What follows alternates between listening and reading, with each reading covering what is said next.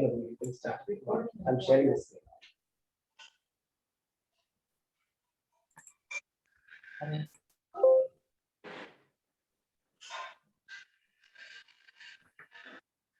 Hare Krishna, you can start. Jagannath Baldeswaram ki jai. Shall I start, Prabhu? Yes, Prabhu. Hare Krishna. So, Hare Krishna, Puris Mataji, welcome all of you. Thank you very much for joining and keeping the appointment with Krishna for hearing Srimad Bhagavad-gītā. So, Jagannath Baldeswaram ki jai. Giri Govardhan ki jai. Nasimha Bhagwan ki jai. Chaitanya Mahaprabhu ki jai. Shri Swami ki jai. Guru Parampara ki jai. Join Shri Prabhupada.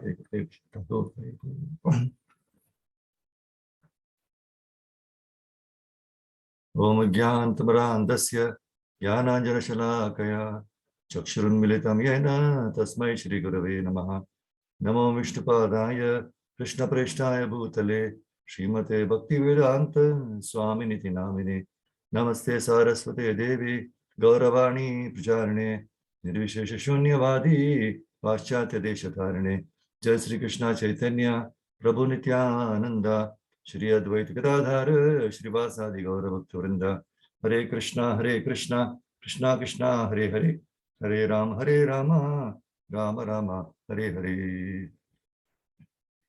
So we'll continue with the Bhagavad-gītā second chapter, contents of the Gita summarized. Today's two verses, there are 42.42 and 43.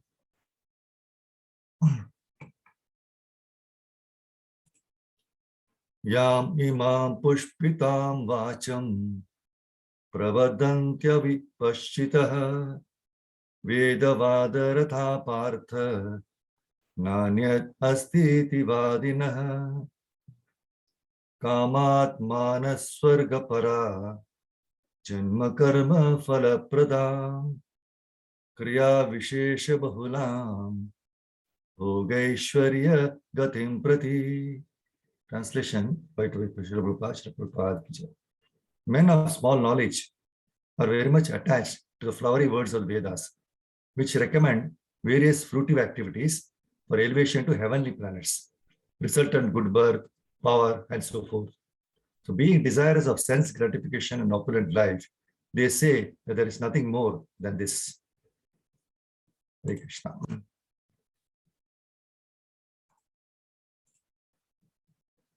So thank you very much, Prabhu, for joining. So we're continuing with this chapter. It's a very important chapter. So see the devotional service. So Prabhupada always says, no, not just devotion, it is devotional service. So devotional service is the only way to get out of the material modes. What are the material modes? Mode of goodness, passion, and ignorance, right? And moreover, we all seek material benedictions, right? That's what this verse is talking about, Vedas, Karma Kandas. But material benedictions are useless. See, Srimad Bhagavatam, it's a beautiful verse by Prithu Maharaj, in the 4th canto, 20th chapter, verse number 30, where he's praying to the Lord. He says, my dear Lord, what you have said to your unalloyed devotee is certainly very much bewildering. The allurements you offer in the Vedas are certainly not suitable for pure devotees. People in general, bound by the sweet words of the Vedas, engage themselves again and again in fruitive activities, enamored by the results of their actions. So this is what, no? So the conditioned living entities, we are all still unconditioned, and more conditioning by air condition. Correct. So a conditioned living entities in the material world are trapped by the influence of the three modes of material nature, and in various degrees. So the Lord, as the Supreme Father, He gives everyone a chance to go back to Godhead. So in order to cater to those who are not ready to take up the process of pure devotional service directly, Vedas prescribe the path of dharma, artha, kama, and moksha. But people who are less intelligent simply get stuck with the karma kanda activities prescribed in the Vedas, and they miss to understand the real purpose of the Vedas. That's what we read in just now the translation. Men of small knowledge are very much attached to the flowery words of the Vedas. And they are interested in getting more and more sense gratificatory objects. That's why Prithu Maharaj is therefore saying that we should not be allured by these flowery words of Vedas, which are teaching the ways for getting material benefits. So such benefits are going to keep us more and more entangled in the cycle of birth and death. And the purport of this verse 4:20-30, Prabhupada very beautifully says, Prithu Maharaj therefore says that the allurement, attraction for the material benedictions, is another trap, the entangled one in this material world. They are completely entangled, one more and more. So Prabhupada says, he therefore frankly tells the Lord, that is Prithu Maharaj is frankly telling the Lord, that the Lord's offerings of benedictions in the form of material facilities are certainly causes for bewilderment. So pure devotee is not at all interested in bhukti or mukti and all, no. That's why in Damodara Ashtakam verse 4, Satyavarti Muni, very nicely prays. Varam deva moksham na mokshavadhim va nachanyam vrineham vareshadapiha idam teva purnata gopala balam sada me manasyavi rastam ki manyai. So what does Satyavarti Muni say? He says, please hear me very carefully. Oh Lord, although you are able to give all kinds of benedictions, I do not pray to you for the boon of impersonal liberation, nor the highest liberation of eternal life in Vaikuntha, nor any other boon, which may be obtained by executing the 9 processes of bhakti. Oh Lord, I simply wish that this form of yours as Bala Gopala in Vrindavana may ever be manifest in my heart. For what is the use to me of any other boon besides this? So wonderful. So following the footsteps of these great souls, let us understand the futility of material benedictions and seek the supreme benediction of being engaged in the Lord's service always. Nityam Bhagavata Sevaya. See, the key to success in spiritual life is intense focus, not only just focus, intense focus in our service. We can realize Krishna through a dedicated attempt to glorify him by our service. We should always remember should always try, we should always try to remember that every act of ours is an attempt to glorify him and please him. Every act of ours is an attempt to glorify him and please him. So if you remember this frequently, that whatever attempt we are making is to glorify the Lord and to please him, if you remember this frequently, consistently, we can increase our focus in our service. So what we should always think, that my attempt of this seva is to glorify the Lord and please him, that's all.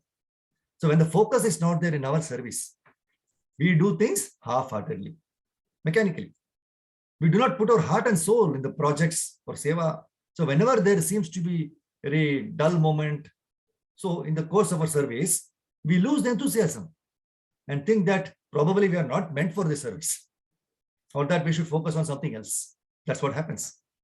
But Lord Krishna says in the Bhagavad-gītā very clearly that all this is due to the propensity to enjoy the results for oneself. Enjoying the results oneself is also another form of sense gratification. That's why in the next verse, which will come tomorrow, that's 2.44, Krishna says, in the minds of those who are too attached to sense enjoyment and material opulence, and who are bewildered by such things, the resolute determination for devotional service to the Supreme Lord does not take place. So the word resolute determination is very important. One should completely resolve himself with a staunch determination to serve the Lord at any cost. But this resolute determination, it does not arise. It does not come if we look forward for name, fame, wealth, right? Or women as an outcome for our devotional service. No. See, name, fame, wealth, etc. These things will automatically come as a result of our devotional service. But when we perform sincere and unmotivated devotional service, instead of hankering for these things, we would rather be praying to Krishna to take these hurdles away from us. Because our focus in Krishna service becomes so intense that we lose the taste for everything else. And this will happen when we truly relish every act of our service. We should do our service joyfully. That's why in one of the purpose is joyfully performed. So then we can realize the prayer of Chaitanya Mahaprabhu. Na dhanam na janam na sundarim kavitam va jagadisha kamaye mama janmani janmanishware bhavatad bhaktirahi tukirtvai. We always say this, no, Shikshashtakam in the morning. He says, "O Almighty Lord, I had no desire to accumulate wealth, nor do I desire beautiful women, nor do I want any number of followers. I only want your costless devotional service, birth after birth." So let us all pray, from the core of our hearts, that let us not get sidetracked by any benefit that we may get as part of the half-hearted devotional service we are doing. This is the only result that we want from our seva. It's an ever-increasing impetus to do more and more seva, joyfully. So let us all pray, sincere, to all the sincere souls, all the acharyas, to bless us to have this benediction from the Lord. See, this Krishna conscious devotional service means to develop attachment for Krishna.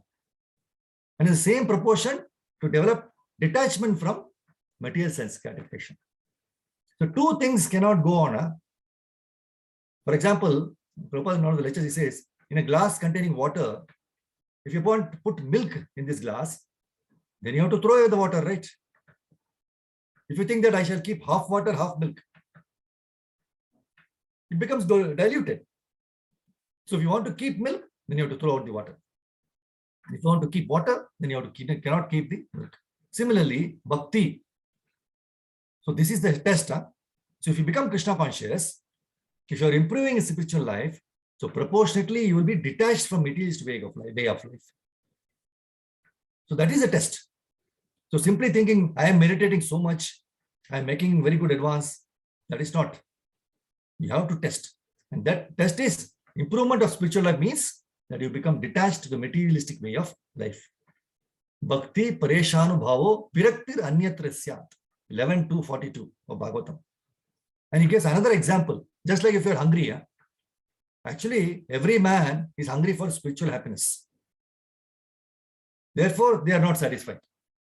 And they are trying to gratify their senses in so many ways. But still they are not satisfied because actually he is hungry. Just like a child is crying, right? The mother is offering something, but he's still crying. That means the child is asking something which the mother cannot understand. So similarly, the dissatisfaction of the modern world means that actually everyone is hankering after spiritual happiness. But nobody is offering. And even if it is offered, they cannot understand. And they do not take it, and this is the position. So here, Krishna says that some way or the other, if you begin your activities in Krishna consciousness, even 1%, not 100% also, it will never be destroyed. All other things, whatever you acquire in this present life, at the end of this body, everything is finished. Your education, degree, opulence, building, bank balance, right? Everything will remain where you kept, and you have to go. Even leaving this body also. You have to go alone and to accept another body. But if you cultivate spiritual consciousness or Krishna consciousness, that will go with you. And if you have finished in this life, 10%, for example, you finish only 10% in your life, Krishna consciousness, the next life you will begin from 11%. The 10% will still remain. The best thing is that, why not finish 100% in this life? Why should we indulge in materialistic way of life, sense gratification? That we have tried in many lives. And this human form of life, there are very many other lives also. So we had been in the water, we have aquatics, we have vegetables, we have animals. So many. This is the highest, but this is the highest boon. It says 11:929, Labdhva sudurlabham idam bahu sambhavanti. So after many, many births, millions of births, here is another form of body, human form of body. And especially in the civilized society, so we have to utilize it. How to utilize it? The consciousness, the present consciousness, actually we have is a political consciousness, but we have to rectify this to Krishna consciousness.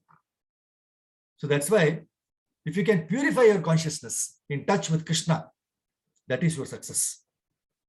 And if you can execute even certain percentage, that is your permanent asset.